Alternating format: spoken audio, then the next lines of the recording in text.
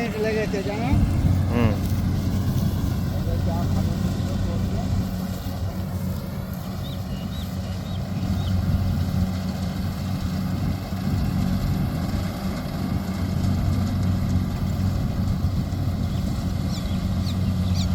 ধান আছে?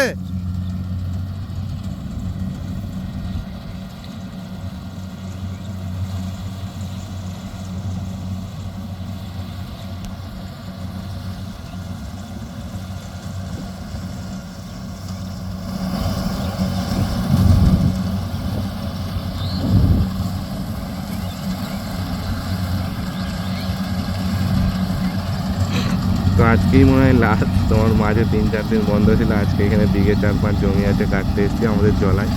আমাদের বাড়ি দেখো কত দূরে এখান থেকে। মেশিনটা হেঁটে আসতে লেগেছে বললো 16 মিনিট শুনতে পেলে। তাও মাঠে মাঠে এসছে বলে তোমার তাড়াতাড়ি এসছে, রাস্তা দিয়ে হলে আধ ঘন্টার বেশি লেগে যেত।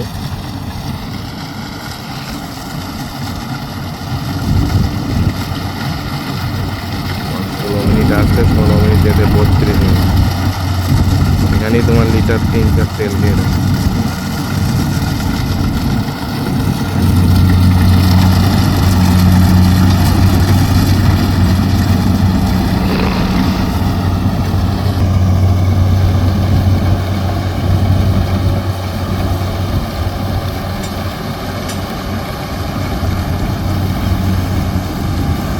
গাড়িটা তোমার আবার কাজে নিয়ে যেতে হবে, টুকটাক যা হবে। চলছে তোমার 20 দিন, শোরুমে পড়ে থাকছে 1.5 মাস, আবার এসে 20-25 দিন চলবে শীতের সিজনে, আবার শোরুমে 1 মাস, বাকি টাইম ঘরে ঘুমোবে। এই তো এর কাজ। তাও এত লোক কেন এটা ইনভেস্ট করছে কি জানি, এর মজা কি পেয়েছে। তোমার 60,000 টাকা করে ভাড়া দিয়ে এখন সব আসাম যাচ্ছে। তারপর অল্প গাড়ি গেলে হয়, এত গাড়ি যাচ্ছে 60,000 টাকা করে ভাড়া দিয়ে, গিয়ে নিজেদের মধ্যে প্রফিট মার্জিন খুঁজে পায়, সবাই হিসেব করে চালায় কিনা কে জানে।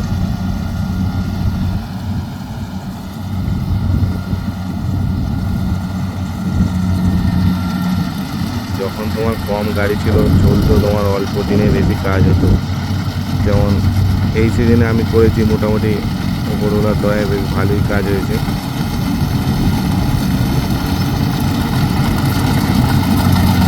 ধরুন আমার গাড়ি চলেছে 17-18 দিন মতো, প্রায় 250-র কাছাকাছি কাজ করেছি আমি।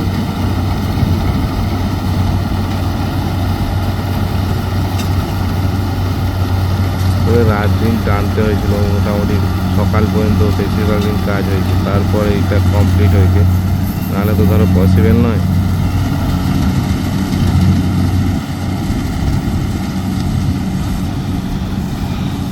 হাইয়েস্ট কাজ ছিল তোমার একদিনে 21 ঘন্টা 22 মিনিট মতো, এবারে টপ কাজ। তবে দেখা যাক কি হয় নেক্সট সিজনে। আবার গাড়ি কেমন চলছে বলো। আসামে আবার বিঘে কন্ট্যাক্ট 1100 টাকা বিঘে, কী করে পর্দা করবে কে জানে। জমি তো ওখানে আমি কম তো বলবি, সবাই তো আর ঠিক বলবে না।